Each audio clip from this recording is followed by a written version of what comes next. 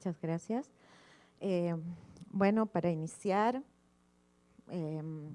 agradecer muchísimo la invitación de la UAM, especialmente de Teresa y de Saúl, que nos permiten estar aquí, estar compartiendo estos 4 días que han sido de un enriquecimiento mutuo, en que hemos podido, con una gran cantidad de ponencias o conferencias magistrales, dar una mirada al quehacer sobre el paisaje muy amplia y que además creo que está muy bien organizado en el sentido de haber terminado con la educación en paisaje, porque, bueno, yo creo que muchos de los problemas o de las problemáticas que se han planteado en estas distintas conferencias tienen parte de su solución a través de que tengamos más programas de formación en paisaje, más licenciaturas, más maestrías, más doctorados, que permitan no solo a aquellos profesionales que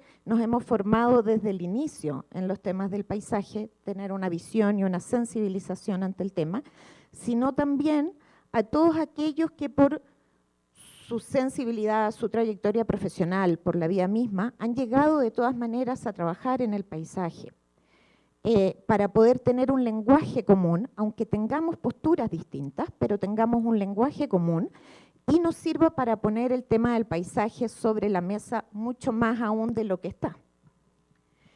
Dicho eso, bueno, contarles un poco antes de empezar con la ponencia, que efectivamente yo soy ecóloga paisajista en mi país, Chile. Ahora es arquitectura del paisaje,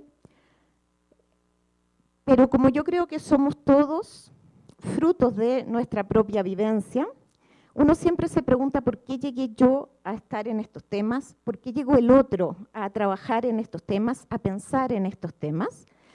Me dio mucho gusto cuando la maestra Fabiola habló de que en el taller habían trabajado con la danza. Yo vengo del mundo de la danza durante toda mi infancia y hasta los 24 años no hice otra cosa que bailar. Y en algún momento se me ocurrió que quería hacer otra cosa y empecé a buscar qué era esa otra cosa y encontré que la arquitectura del paisaje, igual que la danza, y tienen eso muy en común, son quehaceres que ocurren en el espacio tridimensional, en el espacio en nuestro hábitat. Estamos acostumbrados a ver la danza en el teatro, pero la gran bailarina y coreógrafa, sobre todo Pina Bausch, nos demostró que la danza es mucho más que un espectáculo en el teatro, que la danza es un espectáculo en el exterior. Y bueno, la arquitectura del paisaje es también eso. Dicho eso, vamos a partir. Lo que yo hoy día quiero comentar aquí y compartir tiene que ver con hablar un poco de lo que es el desarrollo y evolución de los enfoques académicos en torno al paisaje, la enseñanza del paisaje en el contexto internacional, y voy a mencionar algunas organizaciones que han tocado el tema, como la IFLA, la Federación Internacional de Arquitectos Paisajistas, el proyecto Le Notre Mundus, y por supuesto qué nos está ocurriendo un poco en América Latina, bajado esto en lo que obviamente conozco más, que es la Escuela de Arquitectura del Paisaje de la Universidad Central.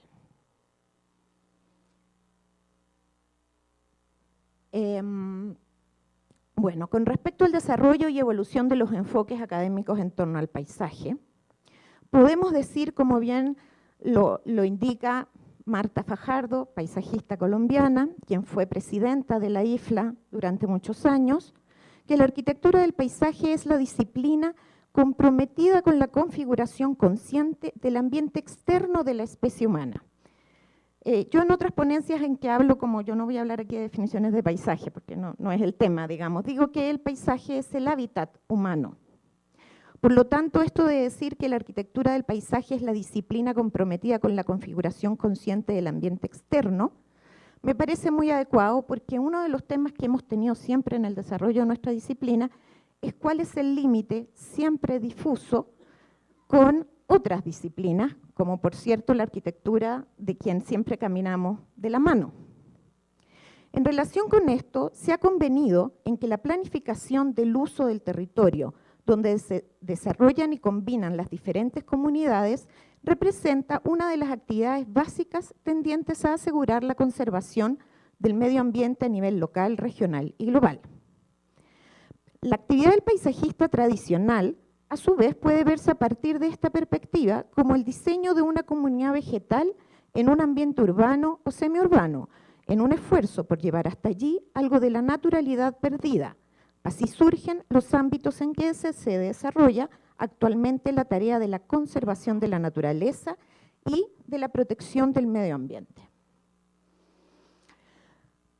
Esto es relevante porque efectivamente la arquitectura del paisaje viene de los grandes jardineros. Fueron nuestros primeros maestros. Hemos dado una gran lucha por decir que la arquitectura del paisaje es mucho más que la jardinería y que no nos podemos quedar centrados ahí. Y yo siempre le digo a mis alumnos cuando se titulan, y uno es comisión de título o cuando era directora de escuela, lo felicito, es usted ahora el jardinero del reino. Tómelo con la responsabilidad que ello conlleva. No porque tengamos que solo dedicarnos a mirar si la planta A o B floreció o combina mejor o peor con otra planta, porque efectivamente a lo largo del desarrollo disciplinar hemos aprendido que es mucho más que ello, pero porque yo creo que uno tiene que siempre honrar a sus antepasados y tener claro cuál es el origen. Y ahí quería hacer un paréntesis que anoté con respecto a la ponencia, en este momento no recuerdo el nombre, anterior, en que se mencionó que el paisaje era una construcción involuntaria. Yo creo que el paisaje es absolutamente voluntario. De hecho, la construcción de paisaje es una de las maneras en que el poder se instala sobre el territorio. Tenemos un gran ejemplo en la Gran Tenochtitlán aquí, de la que apenas sé nada, y voy a poner otro ejemplo del que sé más, que es Versalles, que finalmente le costó la cabeza al rey. Ahora, efectivamente hay un otro paisaje que surge no de una planificación consciente, pero porque no sea consciente yo no me atrevería a decir voluntaria. Y los invito a pensarlo, no con ánimo de polemizar, sino de hacernos conscientes de que efectivamente cada vez que como proyectistas o simplemente como seres humanos hacemos una modificación en el territorio y por tanto lo convertimos en paisaje, estamos modificando el hábitat de otros. Por lo tanto, los estamos conduciendo a vivir de una otra manera. Y tenemos que ser responsables de eso. Hacerlo para el lado 1 o para el lado 2, no importa, pero tener conciencia de ello. Podemos decir que la arquitectura del paisaje es la disciplina conducente a afrontar en forma científica, técnica y creativa los problemas que afectan a la sociedad en términos de preservación de la calidad del medio ambiente, en todas sus manifestaciones, desde las áreas de preservación ecológica y los parques nacionales hasta las áreas verdes urbanas en todas las categorías y niveles. Pero también tenemos que recordar que hay otros... Eso no tenía que pasar. Que hay otros que también construyen paisaje. Y este también es voluntario. Este departamento de 2 pisos es en Mendoza, en la reunión anterior de la RIPLA. Y todos vamos a estar de acuerdo que nosotros lo convertimos en paisaje. No es que quien construyó esto lo constituya en paisaje, somos nosotros, pero también forma parte. Y quise poner estas imágenes porque tenemos aquí un espacio absolutamente natural, no así no intervenido, porque esto es el Caribe venezolano, que está sumamente antropizado, pero son espacios de naturaleza que confluyen y materias primas para la artesanía y, por cierto, también el proyecto de paisaje a escala humana.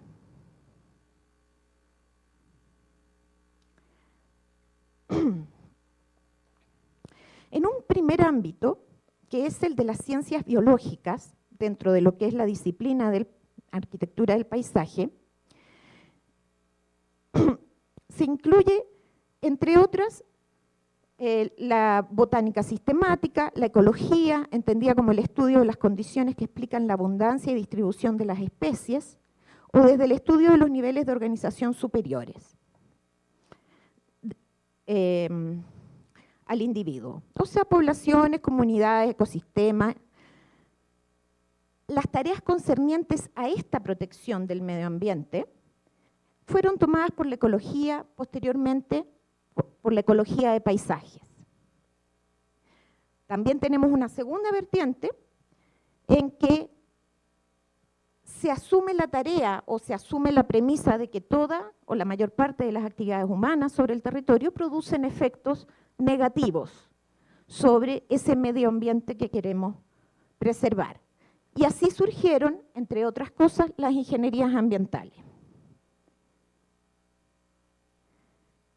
Pero tanto desde el mundo de la biología como desde el mundo de las ingenierías, faltaba algo sustancial y que tiene que ver con aquellos que, por un lado, investigan o por otro lado, son los que producen los impactos sobre el territorio, los seres humanos. Y allí es donde surge probablemente la arquitectura del paisaje, como una disciplina que tiene que incorporar la cultura, la sociedad, los sistemas productivos a este medio ambiente, a estos sistemas ecológicos, a estos ecosistemas, con efectivamente la misma misión, la protección del medio ambiente, de la naturaleza, de lograr un desarrollo sustentable. ¿Y por qué lo pongo aquí? Porque creo que, y por supuesto yo soy una enamorada de la disciplina, entonces los otros podrán decir que también hay otras. Hay algo que es esencial a la disciplina de la arquitectura del paisaje y que es común cuando uno revisa escuelas en Europa, en Australia, en Estados Unidos, en América Latina, que es que el desarrollo sustentable y la protección al medio ambiente forma parte de la columna vertebral de la formación en arquitectura del paisaje. Por lo tanto, siempre se está mirando la disciplina desde una postura que nos unifica, lo que no siempre es así en otras disciplinas o profesiones porque tienen orígenes y funciones distintas, no porque sean malas.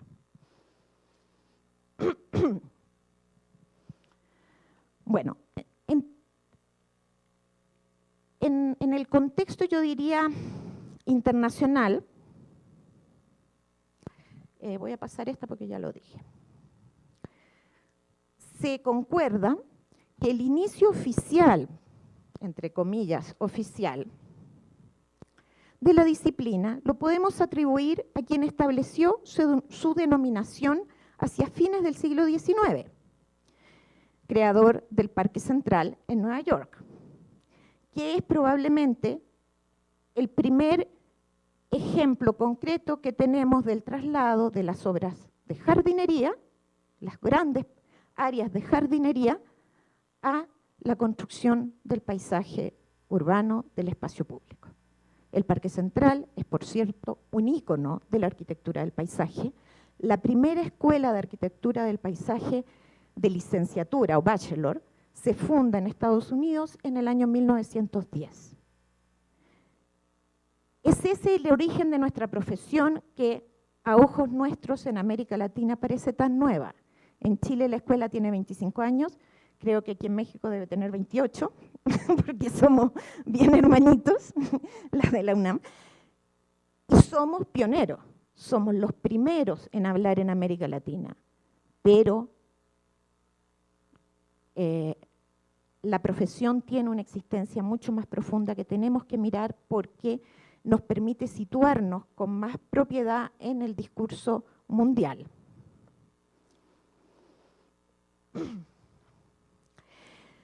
Esa visión moderna del arquitecto del paisaje parece guiar también en la actualidad las prácticas y discursos contemporáneos, evolucionando hacia una mayor sensibilización de los profesionales del paisaje ante las problemáticas ambientales y sociales del territorio, especialmente en torno al hábitat urbano.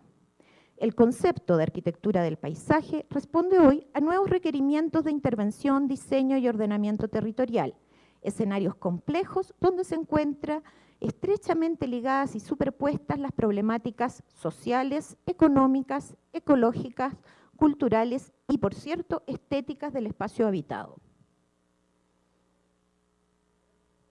Inspiradas, como bien ya dijimos, en su origen centenario, las escuelas de arquitectura del paisaje deberán tratar de asumir el nuevo rol de la disciplina en la producción del espacio contemporáneo a nivel global, ligado no solo a parques, jardines o áreas silvestres, sino implicado profundamente en las dinámicas de transformación del territorio, de las grandes infraestructuras, de los recursos ambientales, de los grupos sociales y, por cierto, también del patrimonio cultural.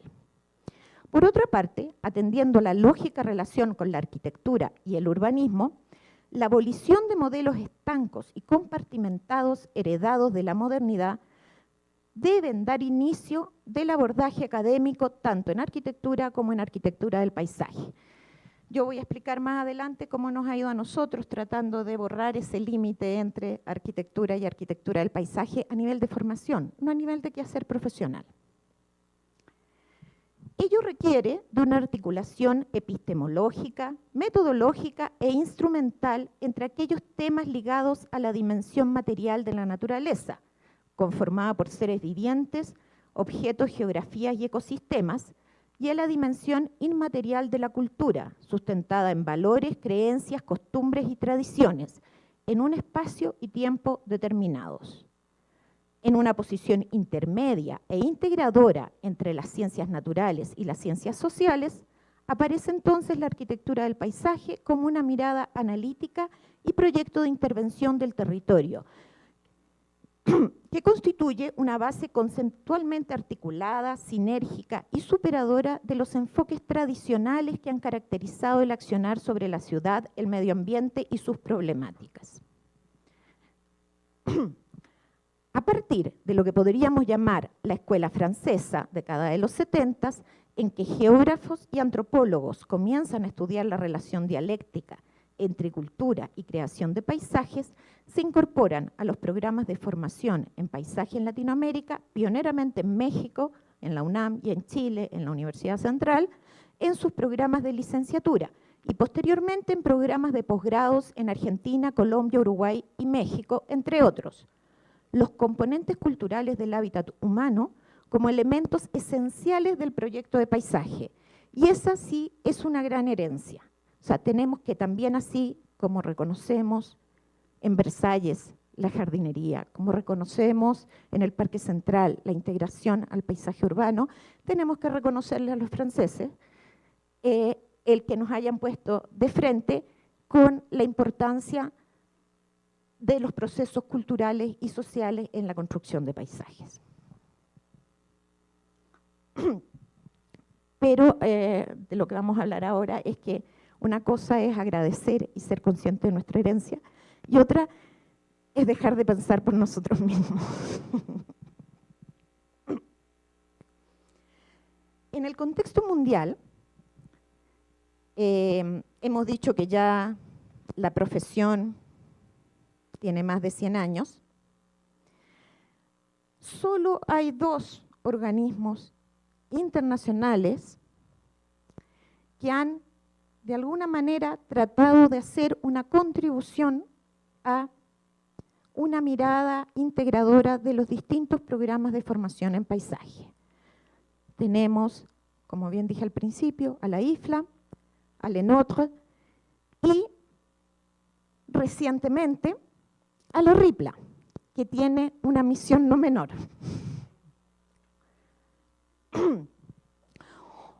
Una de las contribuciones más grandes que creo yo hizo la IFLA es en el año 2005, el 15 de agosto para ser exacto, en que se publica la Carta IFLA-UNESCO para la educación en arquitectura del paisaje, en la cual se establecen principios, objetivos y criterios para programas educativos profesionales, es decir, licenciaturas, traducido a nosotros, digamos, en arquitectura del paisaje, en la que hay una serie de consideraciones que deben cumplir los programas de arquitectura del paisaje para considerarse una licenciatura. Esto desde la mirada de la IFLA. La educación en arquitectura del paisaje debe ser considerada como la manifestación de la habilidad para conceptuar, coordinar y ejecutar la idea del diseño ambiental arraigado en la tradición humana y en el conocimiento de los sistemas naturales. La educación que conduce a calificaciones formales deberá de ser de nivel universitario. Las áreas disciplinares que serán parte de la formación son sistemas culturales y naturales, estudios de vegetación y flora, tecnología de la construcción, teoría del paisaje, diseño, ética y un listado mayor. El periodo de estudio será no menor a 4 años, conducente a licenciatura, pues la especialización es esencial al desarrollo de la disciplina. Uno lee esto y dice, bueno, pero si eso es obvio. Para la gente que venimos de la UNAM o de la Central, eso es evidente. Pero no es evidente en el contexto mundial. Y nos hemos demorado mucho, y aquí un llamado de atención para todos nosotros, en que esto sea evidente en el contexto mundial. En que no es lo mismo hacer un curso de 1 año en una institución de X sobre jardinería o sobre diseño paisajístico que tener una formación profesional en la disciplina. A nadie se le ocurriría pensar que un ingeniero o que un arquitecto puede formarse viniendo, no sé, voy a hacer ejemplos absurdos, de la literatura y entonces hizo un curso de 1 año en arquitectura y puede firmar planos y hacer edificios de 5 pisos. O viene del mundo de la geología y estudió un curso de 2 semestres de ingeniería en puente y puede hacer puentes. Dentro de la disciplina del paisaje nos ha costado muchísimo decir que eso también es así, que efectivamente el paisaje es multidisciplinar en nuestros proyectos de investigación y en nuestros proyectos de diseño. Siempre tenemos que trabajar con otros profesionales, pero hay cierto nivel de conocimiento estructural que le pertenece a la disciplina y que tenemos que ser capaces de defender como nuestro ámbito y fijar cuáles son los límites en que nos vamos a conectar con esos otros profesionales a los que también tenemos que estar muy agradecidos. Cuando yo estudié no había ningún arquitecto del paisaje que me pudiera hacer clase, por lo tanto me formó Carlos Marner, que algunos lo conocerán porque vivió muchos años en México. Calico fue realmente un maestro. Arquitectos, biólogos, geógrafos, geólogos, sociólogos, que está bien, y todavía en la escuela tenemos, por supuesto, si no es que uno crea que porque estudio arquitectura del paisaje puede enseñar cualquier cosa. Pero, por ejemplo, en el taller, que es una línea estructural, no teníamos ningún arquitecto del paisaje que nos pudiera hacer clase. Entonces, obviamente teníamos que tener profesionales. Pero el tiempo va pasando y los profesionales se van formando y tenemos que ser capaces de, así como los arqueólogos lo hicieron en su momento, o los antropólogos cuando aparecieron como disciplinas nuevas, o los astrónomos. Pobre, en Chile les ha costado mucho, recién hace 5 años que tienen carreras separadas y no tienen que entrar en ingeniería para ser astrónomos. Pero sí, no somos los únicos. Pero es un camino importante. Y en eso yo creo que la Carta IFLA UNESCO es una buena guía. Lamentablemente no tiene ningún valor legal, es simplemente una declaración y algo que, si bien a nivel universitario, por lo menos en Chile, nos ha servido como para decir, mire, si yo no soy la única loca que transmite estas cosas. Aquí hay otros señores importantes, la UNESCO dice estas cosas. Tenemos que trabajar más en eso. Otra de las contribuciones importantes que yo creo que hizo la IFLA es una serie de recomendaciones acerca de las acreditaciones, que es un tema importante. Cuando yo era directora de escuela, traté infructuosamente de que la ASLA, la Asociación Americana de Arquitectos del Paisaje, que tiene toda una estructura de acreditación, nos acreditara. Me estuve 3 años carteando con ellos y la respuesta final fue: en América Latina no nos vamos a meter. Son muy distintos, no queremos hacer el esfuerzo de entenderlo, seamos amigos, hasta luego. Y hasta ahí llegamos, porque entonces, ¿quién acredita una escuela de arquitectura del paisaje? ¿Profesionales de la arquitectura? Hay todo un mundo que no nos van a poder acreditar. ¿Profesionales de las ciencias biológicas? Todos tuvimos la experiencia de tener un profe botánico tratando de decirnos algo en el taller de proyecto.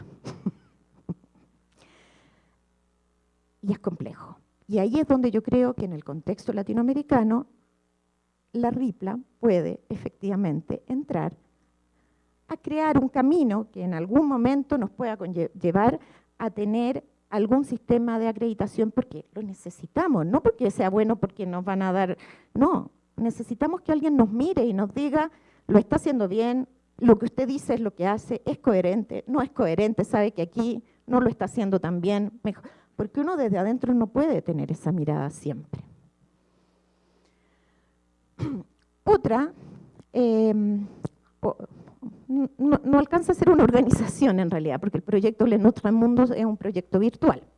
Pero otra iniciativa que contribuyó y de la cual podemos sacar bastante conocimiento para Latinoamérica es el proyecto Lenotra, que es una red virtual de todos los programas de formación en arquitectura del paisaje a nivel de licenciatura y posgrado que hay en el mundo. Son más de 175 programas. Yo no sé si ahí se alcanza a leer, pero esa imagen la bajé ayer, o sea, es lo más actualizado que hay. Y de Latinoamérica aparece la Universidad de Buenos Aires, que tiene su programa de licenciatura en paisaje, no se llama arquitectura del paisaje, pero es lo mismo. La Universidad Central de Chile y la Pontificia Bolivariana de Medellín, que tiene una maestría. No aparece ni siquiera la UNAM. ¿Por qué? Porque para aparecer ahí hay que estar metido en el sistema. No es que ellos hagan una investigación, sino que uno tiene que estar ahí y meterse y meter los datos. Y ustedes me preguntan, ¿y cómo llegó la Universidad Central? Por las casualidades misteriosas de la vida. Porque la directora del programa de maestría de la Universidad de Medellín es amiga mía. Y cuando yo era directora de escuela me dijo, va a haber una convención en Génova, tienes que ir. ¿Cómo voy a ir a Génova? No me van a pagar nada. No, si es que el proyecto tiene... Tú métete a esta página, contesta estas preguntas y te van a mandar todo. Me metí, subí todos los programas académicos, que son los requisitos, llené los... Y finalmente fui a Génova y conocí a mucha gente que trabaja en arquitectura del paisaje, pero por supuesto América Latina no existe. Existen 1, 2, 3 personas individuales. La UBA está porque en ese momento en Alemania estaba haciendo su doctorado un profesor de la UBA. Entonces se enteró del proyecto y metió la UBA estando él en Alemania, ni siquiera es que estuviera haciendo clase. O sea, era académico de la UBA, tuvo los contactos, pero lo hizo. No hay aquí ningún filtro que diga, este programa es bueno, este no, este apunta. Ni siquiera ya en buenos o malos, porque si no tenemos sistema de acreditaciones poco podemos hacer. Pero este es el énfasis de este programa, o este programa tiene este otro énfasis, porque también en arquitectura del paisaje no todos pensamos igual, y es bueno que así sea. Y tenemos que tener escuelas que tengan un énfasis patrimonial, un énfasis ambiental, un énfasis sociológico, yo qué sé, y muchos otros. Algunos serán astronómicos, no tengo idea, pero distintos. Pero dentro de esos 175 programas, que es una base de datos consultada, a mí a través de estar aquí me llega muchísima información de lo que ocurre en otras escuelas de arquitectura del paisaje, sobre todo en Europa. Nosotros tenemos una miserable participación de 3 programas. Lo que de todas maneras es un indicador de que probablemente en el mundo hay mucho más que 175 programas de enseñanza en paisaje. Entonces tenemos el deber de averiguar cuáles son, dónde están, cómo nos conectamos, cómo hacemos que efectivamente, en términos de formación, de educación, empecemos a construir un conocimiento que haga que la profesión sea cada vez más sólida. Bueno.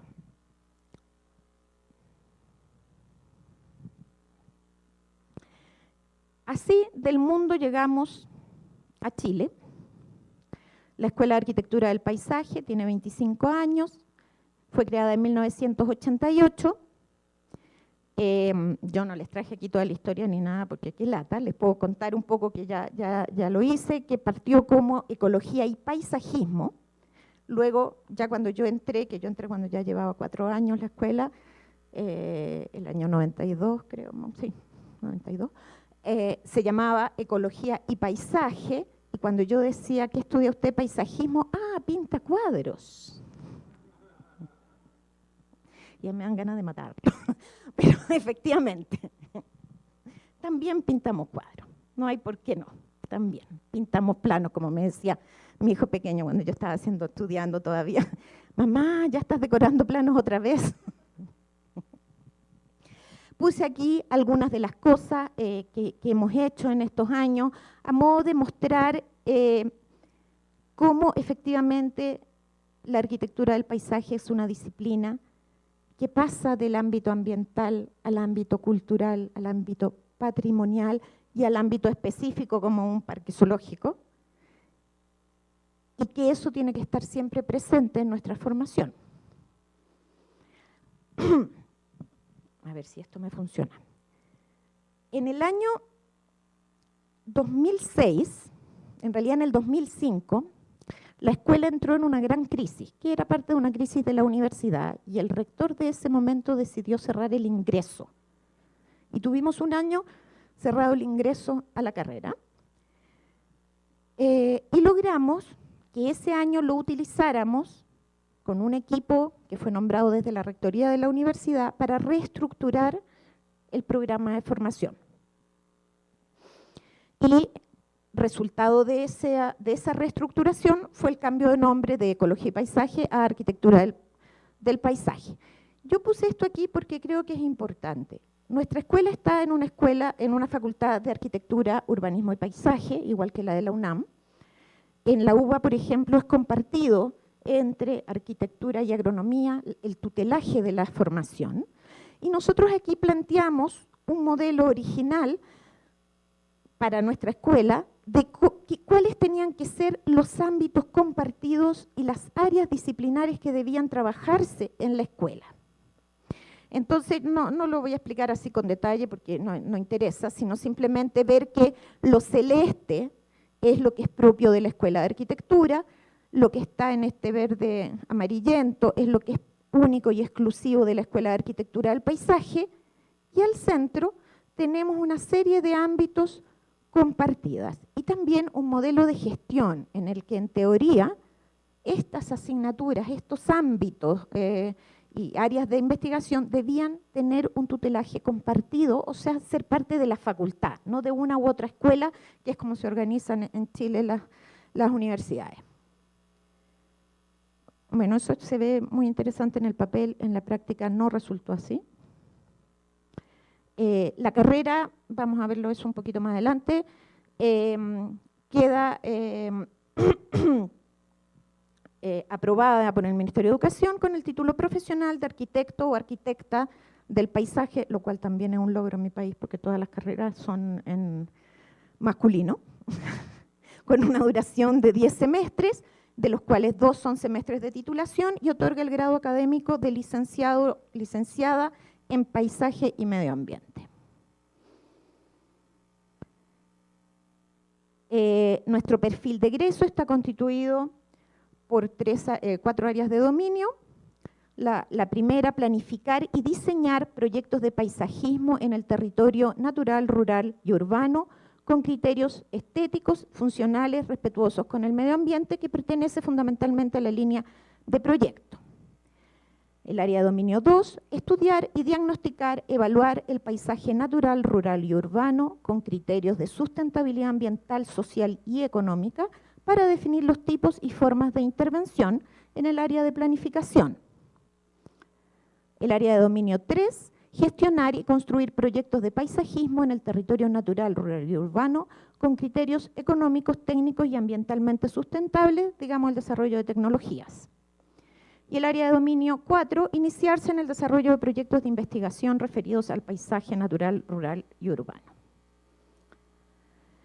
Esto, más didácticamente, muestra lo que fue en un inicio el planteamiento del plan de estudios con 3 grandes áreas de conocimiento: la línea de proyecto, la línea de ciencias ambientales, la línea de ciencias sociales con el urbanismo y otras materias, y la línea de tecnología. En amarillo son las áreas comunes con la facultad, y en celeste lo que era específico de la carrera.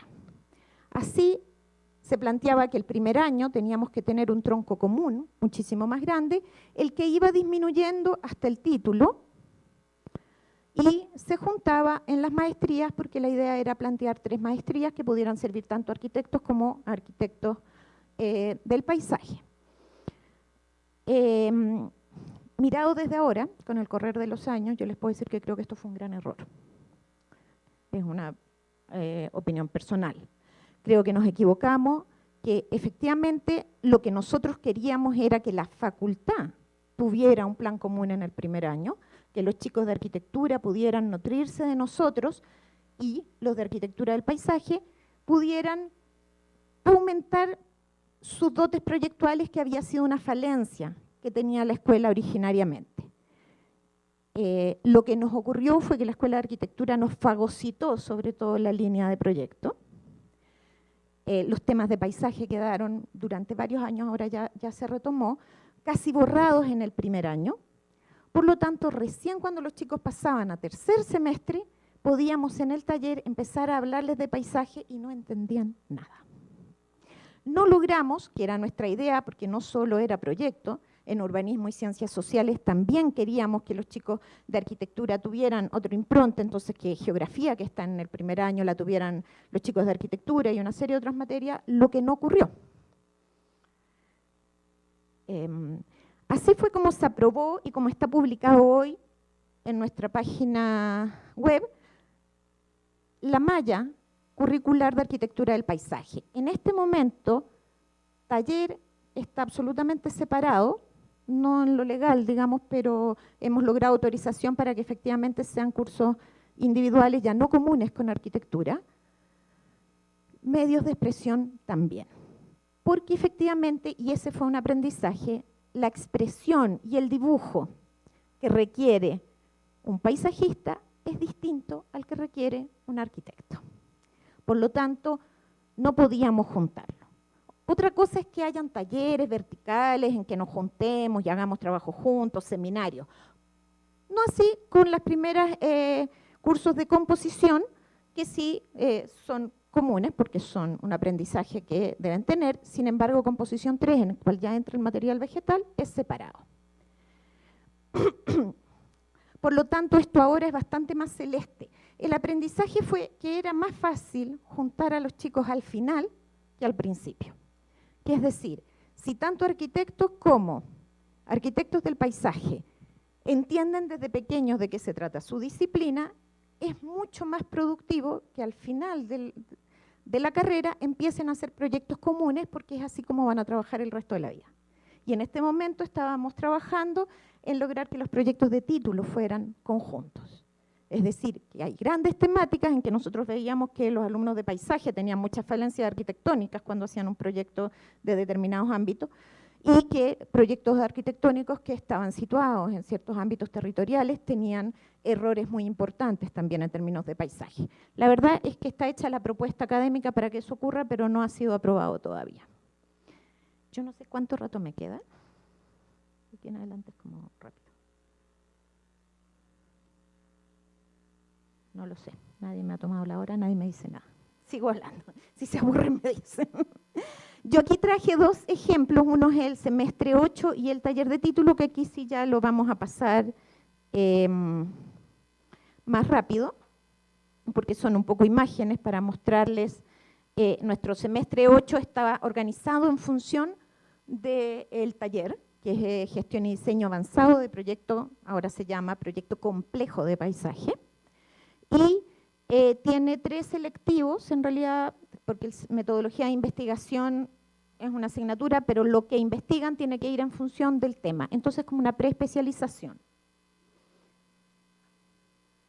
Se plantea un cambio a la línea de tecnología por paisaje y ecosistemas naturales, en el entendido que lo que hay que desarrollar desde la arquitectura del paisaje son cómo desarrollamos tecnologías que nos permitan poner el proyecto de paisaje en ecosistemas naturales y restaurarlo, recomponerlo, y que muchas veces esas técnicas no existen, no tenemos que recuperarlas de saberes ancestrales. La de planificación y diseño por paisaje urbano y la de patrimonio por paisaje y cultura. Entendida esas tres líneas, bueno, yo aquí vamos a irnos acá a ver si funciona, porque aquí ya vienen solo dibujitos. Yo aquí lo que quise traerles es una muestra de imágenes de cómo los chicos van, todavía no han terminado, este es el proyecto que estamos haciendo ahora, que es en Chimbarongo.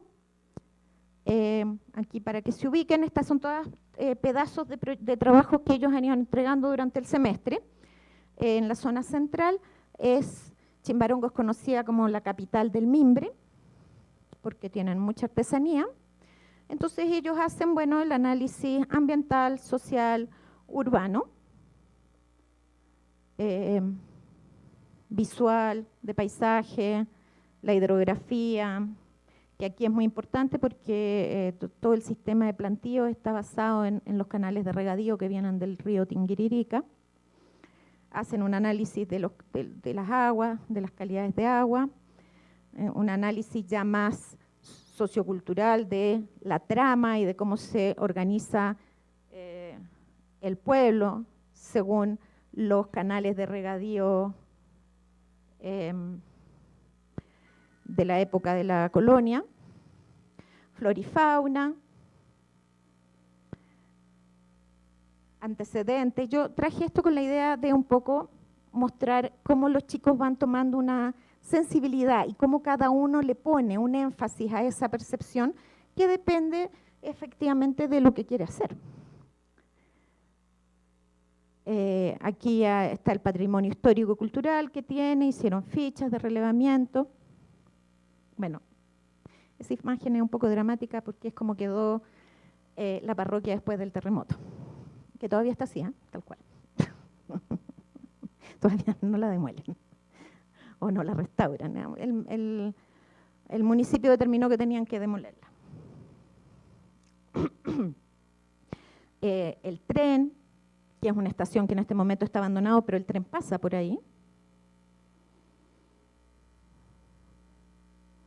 La artesanía en mimbre, hicieron el relevamiento de la historia del mimbre en la zona.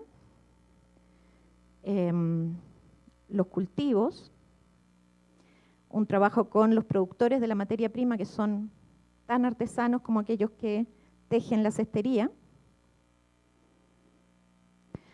Y luego voy a mostrarles un par de imágenes que tienen que ver con ya un trabajo personal en que cada uno en forma individual tenía que plantearse, una vez de hecho todo el diagnóstico de la comuna, qué proyecto de paisaje requería la comunidad de Chimbarongo, dado el diagnóstico de cada uno. Y es interesante porque las propuestas van desde el nivel más territorial hasta el más escala pequeña, local, de la plaza de barrio. Y además van expresando también los chicos en cómo arman las láminas, en cómo muestran el trabajo, aquellos aspectos de los cuales quieren nutrirse. Y vemos que hay proyectos que tienen que ver con la puesta en valor o recuperación de toda la herencia ferroviaria, hasta el reconocer la bicicleta como el medio de transporte de todos los artesanos que producen la materia prima, porque los artesanos que tejen en realidad trabajan en los fondos de sus casas, tienen los talleres en las casas, pero los que se mueven son los productores de mimbre y la comuna no tiene vías para bicicleta, todavía son vías para caballo o para el automóvil.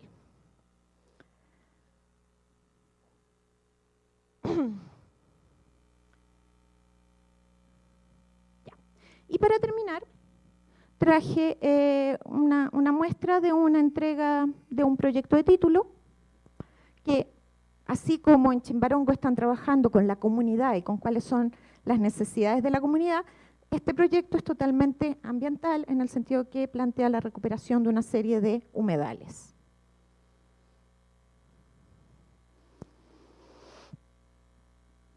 Hay también todo un análisis de cuáles podrían ser los valores.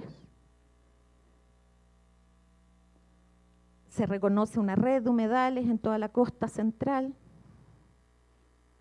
Se hace un itinerario, ya no le voy a decir itinerario, un recorrido, un caminito por los humedales de la región.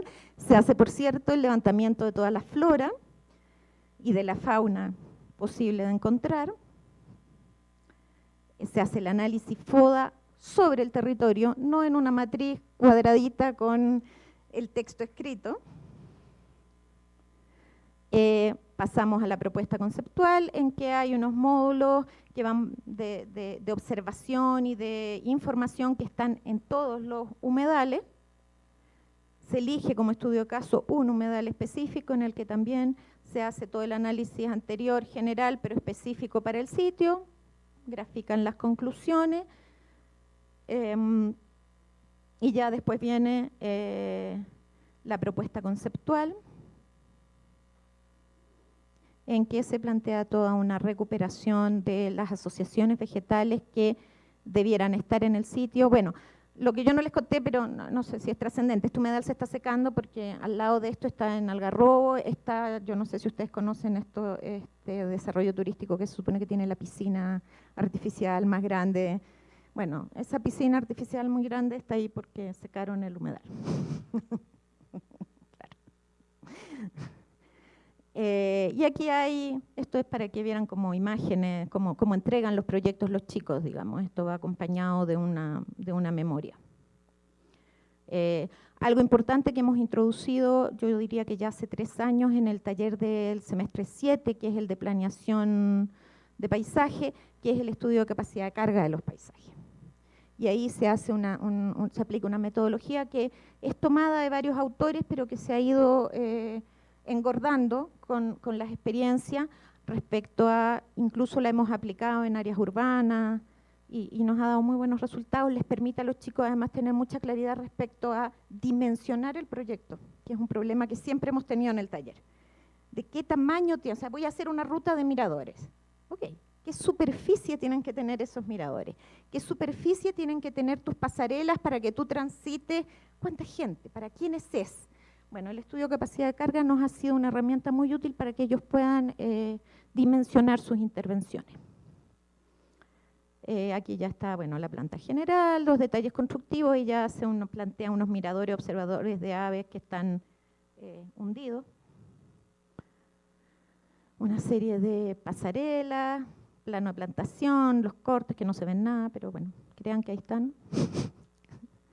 Plano de trazado, más detalles, y se acabó. Eso es nuestra escuela. Tiene mucho todavía que mejorar, y yo creo que debiéramos tener, o debiera tener una comunicación mucho más académica también con la UNAM. Tenemos una comunicación entre los estudiantes muy enriquecedora y que yo creo que ha ido aumentando con los años y es muy buena, pero entre los académicos hablamos la nada y cosa ninguna, como se dice en mi país.